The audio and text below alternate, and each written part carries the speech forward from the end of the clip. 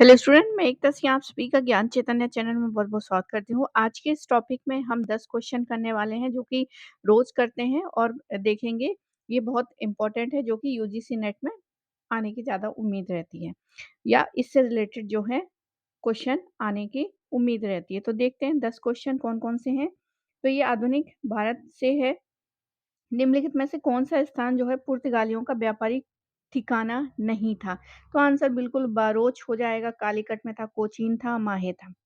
बारोच पुर्तगालियों का व्यापारिक ठिकाना नहीं था, जबकि कालीकट, कोचीन, मछलीपट्टनम और माहे आदि पुर्तगालियों का व्यापारिक ठिकाना था। विदित है कि बरोच गुजरात में स्थित एक बंदरगाह था। अगला क्वेश्चन देखते हैं, निम्नलिखित में से कौन बक्सर में अंग्रेजी पढ़ाता था? तो बक्सर में अंग्रेजी पढ़ाता था तो मीर कासिम हो जाएगा। बक्सर यानी बिहार में मीर कासिम अंग्रेजी पढ़ाता था, जबकि सिराजुद्दौला और अली वर्दी खां की मृत्यु के बाद बंगाल का नवाब बना। विदित है कि काल कोठरी की घटना नवाब सिराजुद्दौला के शासनकाल में घटी थी। अगला क्वेश्चन है, पिट्स इंडिया एक्ट कब पारित हुआ था? तो आंसर 1784 में। पिट्स इंडिया एक्ट जो है 1784 में पारित हुआ था। इस अधिनियम के द्वारा द्वैत शासन की शुरुआत हुई, जो 1858 ईस्वी तक विद्यमान रही। ज्ञातव्य है कि इस एक्ट के तहत जो है राजनीतिक मामलों के लिए बोर्ड ऑफ कंट्रोलर एवं व्यापारिक मामलों के लिए कोर्ट ऑफ डायरेक्टर की स्थापना की गई थी। आगे देखते हैं। अगला क्वेश्चन है, कामा अ, गाटामारू पर सवार भारतीय गदरकारियों की अंग्रेजी सेना के साथ भिड़ंत कहाँ हुई थी? तो बज में हुई थी।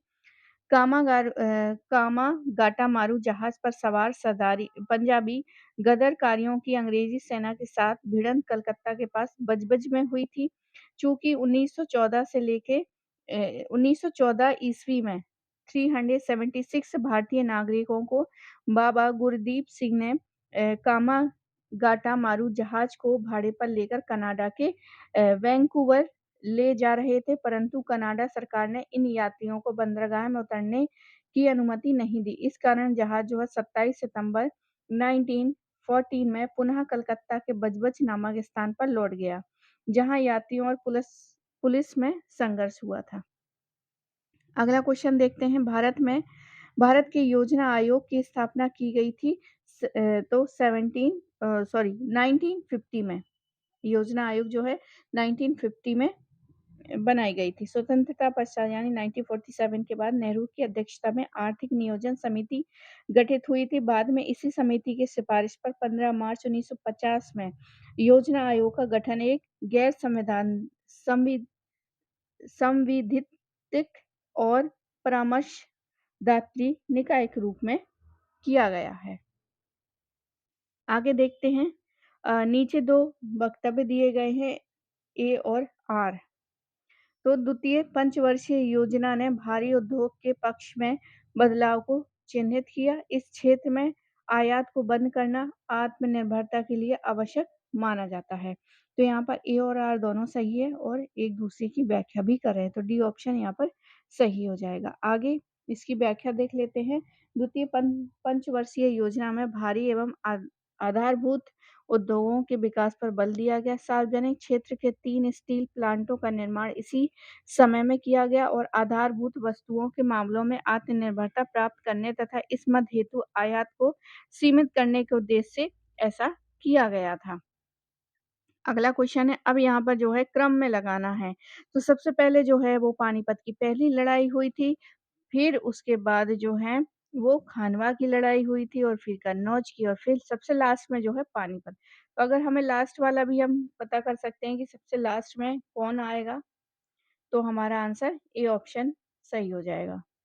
बाकी पानीपत की प्रथम लड़ाई 21 अप्रैल 1526 में, खानवा की लड़ाई 16 मार्च 1527 में, 17 मई कन्नौज की लड़ाई 1540 में और पानीपत की तृतीय लड़ाई 1761 में। आगे देखते हैं। अगला क्वेश्चन है, निम्नलिखित स्रोत ग्रंथों को कालानुक्रम में व्यवस्थित कीजिए। नीचे दिए गए कोटों से अपना सही उत्तर चुनिए। खजाइनुल फुतूह, वाक़यात ए मुश्ताकी, तबक़ात-ए-अकबरी और मासिर-ए-जहाँगीरी। सबसे पहले यहाँ पर जो है बाक़ियात-ए-मुश्तिकी जो है सबसे पहले आएगा और ये जो है इतरिज या कुल्हार मुश्ताकी की है, ये मुश्ताकी की है और फिर उसके तबक़ात-ए-अकबरी आएगा।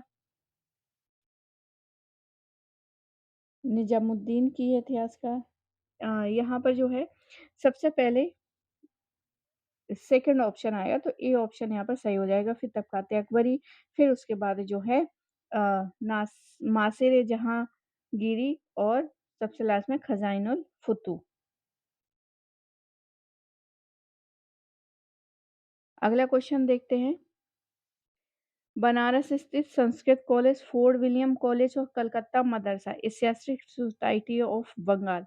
तो यहाँ पर सबसे पहले कौन-सा आएगा? सबसे पहले आएगा कलकत्ता मदरसा की स्थापना की गई थी, उसके बाद जो है एशियाटिक सोसाइटी ऑफ बंगाल की। ये ऐसी घटनाएँ जो बिल्कुल पास-पास की हैं, तो हमेशा एग्ज़ामिनर जो है जो पास-पास की घटनाएँ हैं चाहे वो जब भारत आज़ाद होता है, शिमला योजना, माउंटबेटन योजना, इससे जो है क्वेश्चन भर-भर के एग्ज़ाम में आते हैं, तो पास की घटनाओं को हमको बिल्कुल याद रखना है। तो सबसे पहले यहाँ पे कलकत्ता मदरसा आता है, फिर एशियाटिक सोसाइटी ऑफ बंगाल जो कि 1784 में, फिर बनारस स्थित संस्कृत कॉलेज जो है 1781 में और जो फोर्ट विलियम कॉलेज है 1800 ईस्वी में।